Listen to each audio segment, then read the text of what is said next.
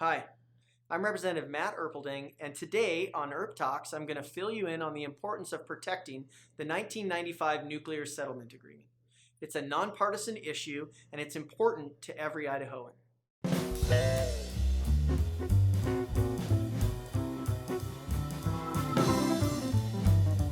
Spanning 400 miles from east to west, the Snake River Aquifer is an essential water resource for all of Idaho. And right now, there are 308 metric tons of nuclear waste, including 900,000 gallons of highly radioactive liquid waste sitting right on top of the aquifer.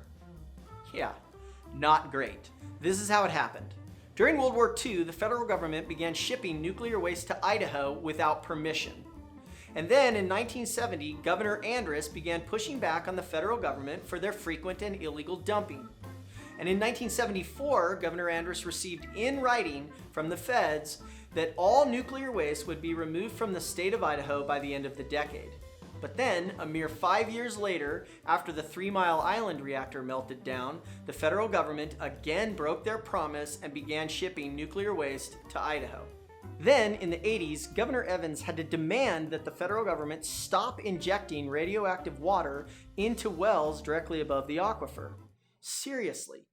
And in 1989, 15 years after the feds first broke their promise to Idaho, Governor Andrus again took matters into his hands.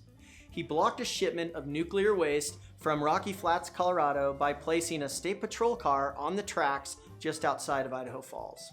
In 1995, Governor Phil Batt signed the nuclear agreement, the first of its kind in the nation and one that would protect Idahoans from nuclear waste. After 25 years of pressuring the federal government to stop dumping nuclear waste in Idaho, this is how we got the 1995 Nuclear Settlement Agreement. So, what does this agreement hold the federal government accountable to?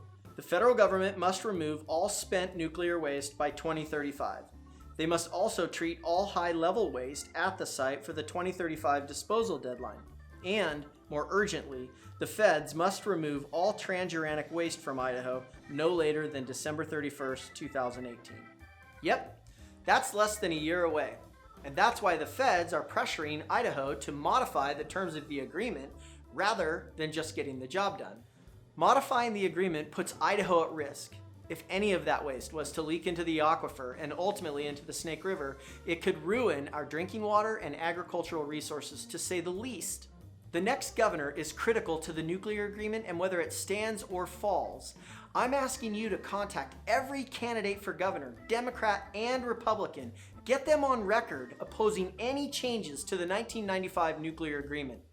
Contact them through Facebook, through Twitter, email, paper letter, phone calls, carrier pigeon, whatever it takes, do it.